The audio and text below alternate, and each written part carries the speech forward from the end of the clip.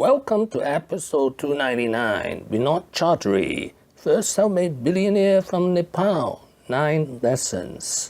This is an outline of episode 299, lesson 1 to lesson 5. This is an outline of episode 299, lesson 6 to lesson 9.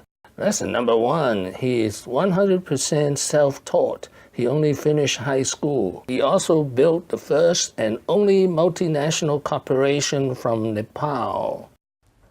But my life changed overnight. My father had a serious heart problem and I had to join him at the age of 18. Lesson number 2, he succeeded in 16 different businesses. You know, I've said often and felt that, and I say that to my boys. I have 3 boys who are all in business, managing our 16 different business verticals with a team of professionals. That somehow I feel that entrepreneurs are not, entrepreneurs do not take birth in business schools.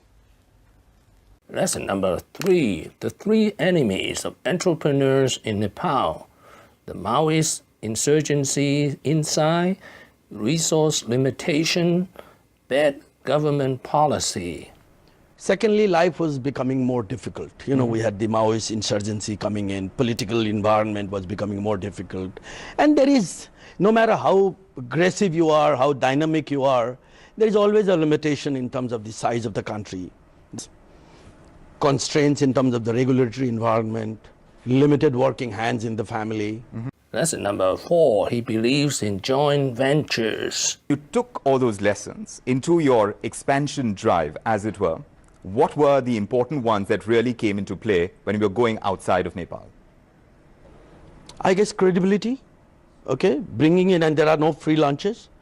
I had to be able to bring in ideas or brands or network or demonstrate that I can deliver better than others, because I'm a great believer in joint ventures.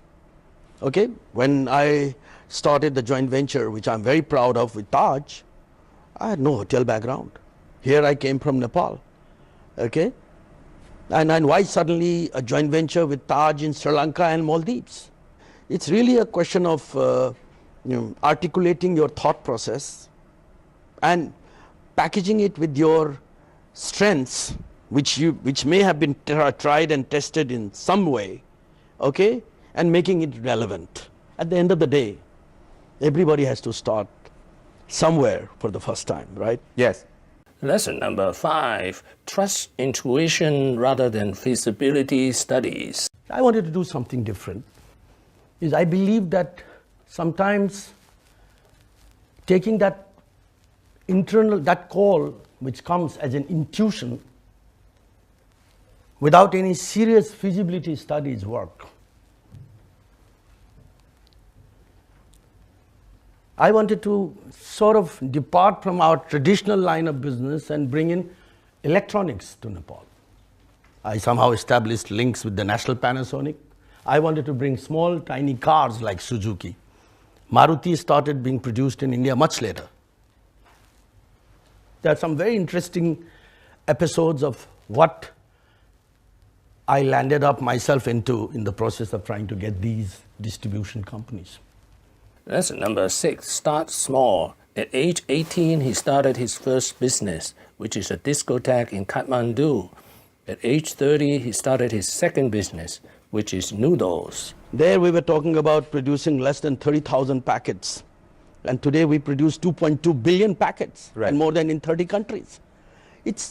I think business is, to a large extent, about your intuition, okay?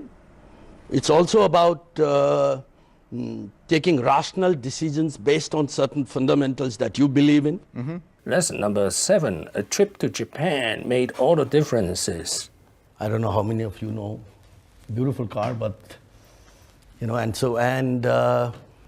established Nehru form of economic regime. So we used to have a huge influx of Indian tourists to come to Nepal for shopping. After I joined the business, I started traveling to Japan. But somehow after one trip to Japan, I was bored. I felt that something new needs to be done. 50 of us from Nepal used to go to Japan that time. I wanted to do something different. Lesson number 8, the accidental entrepreneur at age 18. I was to come to Mumbai to become a chartered accountant. Yes. But my life changed overnight. My father had a serious heart problem and I had to join him at the age of 18. Lesson number 9, there are advantages of coming from a small country. Coming from Nepal is an advantage to me because you wouldn't find, and I've seen that in any, right from Davos to New York to any major international forums, I don't find many people from there. I mean, from a big country, sometimes it's more difficult to establish a mark. But there is certainly disadvantage of being the only from a particular country. It gives you an instant visibility and recognition. Okay, and you are, if you are someone who's accomplished in your respective country, no matter how big or small that country is, you're at par with the biggest of the big country. Right. Okay, so that is an advantage. But having said that, when you go transnational, that philosophy alone doesn't work. That gives you a platform, but then you have to build yourself, position yourself, compete. Thank you for watching. Please subscribe and leave your questions and comments below. Wishing everyone peace and prosperity.